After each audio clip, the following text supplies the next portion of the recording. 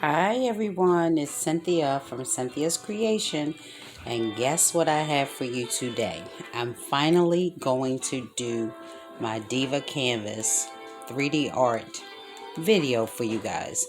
A lot of you have liked my videos, my pictures on Facebook and asked for the tutorial.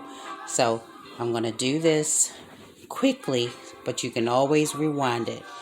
I only ask one thing of you, that you like, share, and subscribe to my channel, so every time I knock out a diva, you can knock it out with me.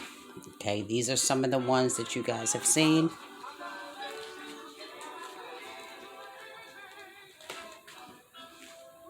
And she is who we're going to be working on today. So let's get right into this video.